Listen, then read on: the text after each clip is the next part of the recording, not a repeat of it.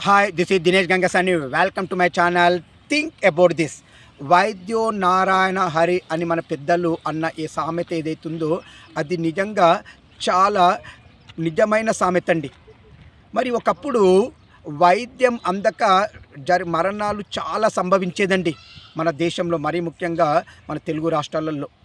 మరి అలాంటి మన దేశం 1947 నుండి ఈ రోజు వరకు చూస్తే వైద్య రంగంలో గణనీయమైన అభివృద్ధిని సాధించిందని చెప్పాలి. ఇంకా సాధించాల్సింది చాలానే ఉందండి, కానీ ఇప్పటి వరకు సాధించింది కూడా మంచి అభివృద్ధిని సాధించిందని చెప్పాలి. మరీ ముఖ్యంగా మన తెలుగు రాష్ట్రాలు, అందున మన తెలంగాణలో హైదరాబాద్ చాలా అభివృద్ధి చెందిందని చెప్పాలండి. మరి నేను ఎలా చెప్తున్నాను అని మీరు అనుకోవచ్చు ఇక్కడ. మరి ఒకప్పుడు మన వాళ్ళు, ఎస్పెషల్గా డబ్బున్న వాళ్ళు, పెద్ద పెద్ద ఆపరేషన్లకి సంబంధించి మన దేశంలో వసతులు లేకపోవడం వల్ల విదేశాలకు వెళ్ళి చేయించుకునే వాళ్ళండి. కానీ సీన్ రివర్స్ అంటారు చూడండి. ఇప్పుడు విదేశాల్లో ఉన్న వాళ్ళే చాలామంది మన భారతదేశం వైపు చూస్తున్నారంటేనే ఒక్కసారి ఆలోచించండి, ఇక్కడ వైద్య సదుపాయాలు ఎలా మెరుగుపడ్డాయి అనేది ఒక్కసారి ఆలోచించండి. అందున మన హైదరాబాదులోనండి, నిరుడు మన హైదరాబాదుకి 2,40,000 మంది విదేశీ సంబంధించినటువంటి వాళ్ళు ఇక్కడ ఆపరేషన్లు చేయించుకోవడానికి వచ్చారండి.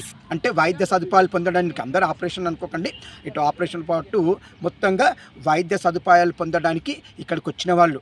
అంటే మన హైదరాబాదులో ఇయర్ లక్షల్లో విదేశాలకు సంబంధించిన వాళ్ళు వస్తూ ఇక్కడ వైద్య సదుపాయాలు పొందుతున్నారండి.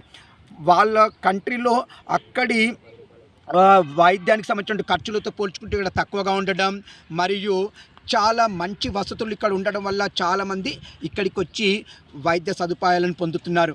అలా మున్ముందు మన హైదరాబాద్ ప్రపంచంలోనే ఒక వైద్య రంగానికి సంబంధించి ఒక హబ్గా మారే ఛాన్సెస్ చాలా ఉన్నాయని చెప్పేసి నిపుణులు చెప్తున్నారండి. మరి మన హైదరాబాదుని వైద్య రంగానికి సంబంధించి హబ్గా మార్చాల్సినటువంటి కర్తవ్యం మన లీడర్లపైనే ఉందండి, మన ప్రభుత్వాలపైనే ఉంది. మరి ఏది ఏమైనా ఇది ఇప్పటివరకు అభివృద్ధి అంతా కూడా ప్రైవేట్ రంగందేనండి. ఇది ఇప్పుడు వైద్య రంగంది, గవర్నమెంట్ కూడా ఇప్పుడు కాస్త అవుతుంది. మరి ఎలాగైతే ఈ ప్రైవేటు రంగంలో వైద్య సదుపాయాలు ఎంత మెరుగుపడ్డాయో అదే లెవెల్గా కాస్త, ఎందుకంటే అందరు డబ్బున్న వాళ్ళే ఉండరు కదండి, పేదవాళ్ళు కూడా ఉంటారు చాలామంది. మన ఇండియా అంటేనే మధ్యతరగతి అండ్ పేదవాళ్ళు ఎక్కువ.